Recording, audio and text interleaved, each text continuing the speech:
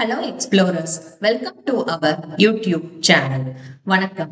இன்னைக்கு நம்ம பார்க்க போறது மும்மூர்த்திகள் திருத்தலம் அருள்மிகு உத்தமர் திருக்கோவில் திருக்கரம்பனூர். அமைவிடம் இந்த கோவில் திருச்சி சேலம் நெடுஞ்சாலையில் கொள்ளிடம் டோல்கேட் அருகே உள்ளது.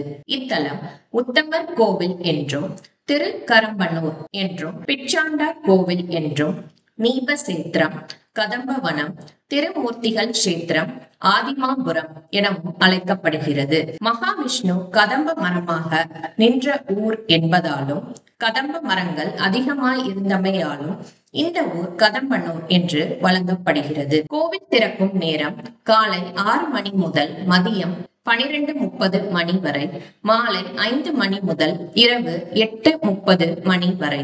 வியாழக்கிழமை காலை 5:30 மணியிலிருந்து தொடர்ந்து பூஜை மற்றும் அர்ச்சனை, இரவு பூஜை 10:30 மணி வரையிலும் நடைபெறுகிறது. தல விருட்சம் கதம்ப மரம். தீர்த்தம் கதம்ப தீர்த்தம். இது கோவிலுக்கு கிழக்கே அமைந்துள்ளது. கோவில் சிறப்பம்சங்கள்: படைத்தல், காத்தல், அழித்தல் ஆகிய முத்தொழில்களை மேற்கொள்ளும் மும்மூர்த்திகளும் கதம்ப மகரிஷியின் கடும் தவத்தின் காரணமாக தத்தம் தேவியருடன் காட்சியளித்தது இந்த கோவிலில்தான். இத்தலம் 108 வைணவ திருப்பதிகளுள் ஒன்றாகும். திருமங்கை ஆழ்வாரால் மங்களாசாசனம் பெற்ற தலம் ஆகும்.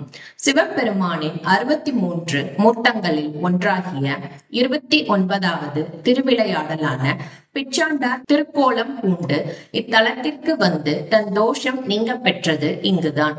பிரம்மாவுக்கு திருக்கோவில் அதிகம் இல்லை என்றாலும் இங்கு சிறப்பான மூர்த்தியாக போற்றி வழிபடப்படுகிறார். சன்னதிகள்: முதலில் இருப்பது புருஷோத்தமர் கோவில் ஆகும். கருவறையில் மூலவர் அரவின் மீது சயன கோலத்தில் காட்சி தருகிறார். மார்பில் லட்சுமியும் வயிற்று பகுதிக்கு மேலே பிரம்மாவும் காட்சி தருகிறார்கள். அவரை புருஷோத்தமர் உத்தமர் என்று அழைக்கின்றனர். கருவறைக்கு முன்னர் இடைநாளியில் சுவரில் கதம்ப மகரிஷி எனப்படும் ஒரு உருவம் காணப்படுகிறது. இவருக்காக தான் திருமால் காட்சி அளித்ததாக புராண வரலாறு கூறுகிறது. சன்னதியின் இடப்புறம் லட்சுமி சன்னதி காணப்படுகிறது. துவாரபாலகர் அருகே ஆஞ்சநேயர் அஞ்சலி செய்கின்ற கோலத்துடன் காட்சி தருகிறார். ஆஞ்சநேயர் ஒரு காலை சற்று முன்னே வைத்திருக்கிறார். வாளில் ஒரு சிறிய மணி கட்டப்பட்டு தலைக்கு மேலே வளைந்து காணப்படுகிறது. ஜெய வீர ஆஞ்சநேயர் என அழைக்கப்படுகின்றார். வேண்டியவர்களின் விருப்பத்தை நிறைவேற்றும் சிறப்பு உடையவராக போற்றி வழிபட பெறுகின்றார். தெற்கு திருச்சுற்றில் கிழக்கு நோக்கி பூரண வள்ளி தாயார் சன்னதி உள்ளது. தன் மேல் இரு கைகளில் தாமரை மலரை ஏந்தி மற்றும் இரு கைகளில் அபய வரத முத்திரை தாங்கி அமர்ந்த கோலத்தில் தாயார் அருள் பாலிக்கிறார். திருமால் கோவிலுக்கு பின்புறம் சிவன் கோவில் மேற்கு நோக்கி அமைந்துள்ளது. லிங்க வடிவில் இறைவன் பிச்சாண்டார் என்ற திருநாமத்துடன் காட்சி தருகிறார். கருவறை சுற்றில் தேவ கோட்டங்களில் பிள்ளையார், பிச்சாடன மூர்த்தி, தட்சிணாமூர்த்தி, பிரம்மா, துர்க்கை ஆகிய திருமேனிகளை காணலாம். அதிட்டான பகுதியில் சிவபெருமானின் புராண கதை நிகழ்ச்சிகள் சிறிய பலகை சிற்பங்களாக செதுக்கப்பட்டுள்ளன. சிவபெருமான் கோவிலின் முன் மண்டபத்தில் தெற்கு நோக்கி அம்மன் சன்னதி உள்ளது. தேவி வடிவுடைய நாயகி என்ற பெயருடன் தன் 4 கரங்களில் 2 தாமரை மலரை ஏந்தியும் மற்ற கரங்களில் அபய வரத முத்திரை தாங்கியும் நின்ற கோலத்தில் காட்சி தருகிறார். சௌந்தர பார்வதி என்றும் அழைக்கப்பெறுகிறார். மேலும் முன் மண்டபத்தில் மகாலிங்கம், கணபதி, பிரம்மா, தண்டாயுத பாணி ஆகியோர் வழிபட பெறுகின்றனர். தென்புற சுவரிலேயே தேவக்கோட்டத்தில் காணப்படும் குரு பகவானான தட்சிணாமூர்த்திக்கும் வியாழந்தோறும் சிறப்பான வழிபாடுகள் நடைபெறுகின்றன. மேற்கு திருச்சுற்றில் லட்சுமி நாராயணன் மற்றும் ராமர் சன்னதியும் நந்தவனமும் உள்ளன. வடமேற்கு மூலையில் வேணுகோபாலர் சன்னதி உள்ளது. வடக்கு திருச்சுற்றில் தசரத லிங்கம் என்ற தனி சன்னதியில் லிங்க வடிவில் இறைவன் மற்றும் ஐயனார், சண்டிகேஸ்வரர் சிற்பங்கள் காணப்படுகின்றன. இத்திருச்சுற்றில் வரதராஜ பெருமாள், நம்மாழ்வார், திருமங்கை ஆழ்வார் ஆகியோர் சன்னதிகள் அடுத்தடுத்து உள்ளன. பிரம்மாவிற்கும் சரஸ்வதிக்கும் தனித்தனி சன்னதிகள் தெற்கு நோக்கி அமைந்துள்ளன. பிரம்மா 4 முகங்களுடன் மேல் 2 கரங்களில் அச்சமாலை குண்டிகை ஏந்தியும் கீழ் 2 கரங்களை யோக நிலையில் வைத்து அமர்ந்த கோலத்தில் காணலாம். பிரம்மாவுக்கு தனி சன்னதி ஏற்படுத்தப்பட்டு சிறப்பாக வழிபாடு நடைபெறுகிறது. பிரம்மா தேவ குருவாக கருதப்படுவதால் தங்கள் விருப்பங்கள் நிறைவேற வியாழக்கிழமை தோறும் மக்கள் திரளாக வந்து போற்றி வழிபட்டு செல்கின்றனர். பிரம்மாவை அடுத்து கலைமகள் சன்னதி உள்ளது. அச்சமாலையும் ஓலை சுவடியும் ஏந்தி அபய வரத முத்திரை தாங்கி சுகாசன கோலத்தில் அமர்ந்து கலைமகள் காட்சி தருகிறார்.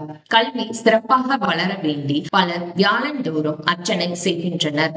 ஞான சரஸ்வதி என்றும் போற்றுகின்றனர். சப்த குருக்கள் உலகிலேயே 7 குரு பகவான்களை கொண்டு விளங்கும் திருக்கோவில் இதுதான். சிவகுரு தட்சிணாமூர்த்தி, விஷ்ணு குரு வரதராஜர், குரு பிரம்மா, சக்தி குரு சௌந்தர்ய பார்வதி, ஞான குரு சுப்பிரமணியர், தேவகுரு வியாழன், அசுரகுரு சுக்கராச்சாரியார் ஆகிய 7 குரு சுவாமிகளும் குருவுக்குரிய இடங்களில் இருந்து அருளுகின்றனர். குரு பெயர்ச்சியின் போது இந்த 7 குருக்களுக்கும் விசேஷ அபிஷேகங்கள் நடைபெறுகின்றன. எனவே இத்திருக்கோவில் சப்தகுரு திருக்கோவிலாக அழைக்கப்படுகிறது. கோவில் வரலாறு. சிவனை போலவே 5 தலைகளுடன் இருந்த பிரம்மாவை கண்ட பார்வதி தேவி அவரை தனது கணவர் என நினைத்து பணிவிடை செய்தார். இதை கண்ட சிவன் குழப்பம் வராமல் இருக்க பிரம்மாவின் ஒரு தலையை மட்டும் கிள்ளி எடுத்தார். இதனால் சிவனுக்கு பிரம்மஹத்தி தோஷம் பிடித்ததோடு பிரம்மாவின் கபாலம் அதாவது மண்டை ஓடு அவரது கையுடன் ஒட்டி கொண்டது. சிவன் எவ்வளவோ முயன்றும் அவரால் கபாலத்தை பிரிக்க முடியவில்லை. அவருக்கு படைக்கப்பட்ட உணவுகள் அனைத்தையுமே அந்த கபாலமே எடுத்துக்கொண்டது. எவ்வளவு உணவு இட்டாலும் கபாலம் மட்டும் நிறையவே இல்லை. பசியால் வாடிய சிவன் அதனை பிச்சை பாத்திரமாக ஏந்தி கொண்டு பிச்சாண்டார் வேடத்தில் பூலோகம் வந்து பல தலங்களுக்கும் சென்றார். அவர் இத்தலத்திற்கு வந்த போது பெருமாள் சிவனின் பாத்திரத்தில் பிச்சையிடும்படி மகாலட்சுமியிடம் கூறினார். அவளும் கபாலத்தில் பிச்சையிடவே அது பூரணமாக நிரம்பி சிவனின் பசியை நீக்கியது. இதனால் தாயார் பூரணவல்லி என்ற பெயரும் பெற்றார். மகாவிஷ்ணுவும் பள்ளி கொண்ட கோலத்தில் சிவனுக்கு காட்சி தந்தார். பிரம்மன் சன்னதி. படைக்கும் தொழிலை செய்யும் பிரம்மாவிற்கு பூலோகத்தில் தனக்கென தனியே கோவில் இல்லையே என மனக்குறை இருந்தது. எனவே மகாவிஷ்ணு அவரை பூலோகத்தில் பிறக்கும்படி செய்தார். பிரம்மா இத்தலத்தில் பெருமாளை வணங்கி தவம் செய்து வந்தார். அவரது பக்தியை சோதிப்பதற்காகவே மகாவிஷ்ணு கதம்ப மரத்தின் வடிவில் நின்று கொண்டார். இதை அறிந்த பிரம்மா கதம்ப மரத்திற்கு பூஜைகள் செய்து சுவாமியை வணங்கினார்.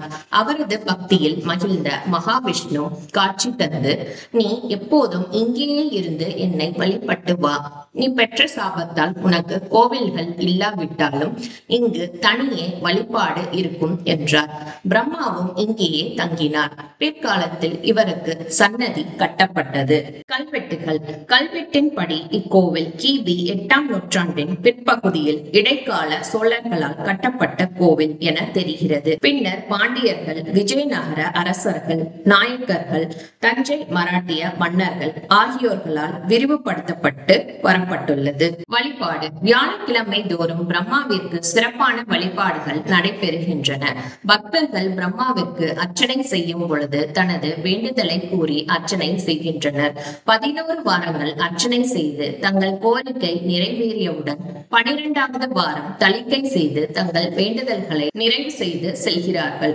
நேரில் வர இயலாதவர்கள் தங்கள் பெயர், நட்சத்திரம், ராசி, கோத்திரம், முழு முகவரி ஆகியவற்றை எழுதி மணி ஆர்டர் மூலம் உரிய தொகையை செலுத்தி தபாலில் பிரசாதம் பெறலாம். பிரம்மாவிற்கு தயிர் சாதம் ஆர்த்தி இலை படைத்தும், சரஸ்வதிக்கு வெள்ளை வஸ்திரம் நட்சத்திரம் தாமரை மலர் சாத்தியும் வழிபட்டால் ஆயுள் கூடும், கல்வி சிறக்கும் என்பது நம்பிக்கை. குரு பெயர்ச்சியின் போது பிரம்மாவுக்கு விசேஷ பூஜைகள் இன்றளவும் நடத்தப்பட்டு வருகின்றன.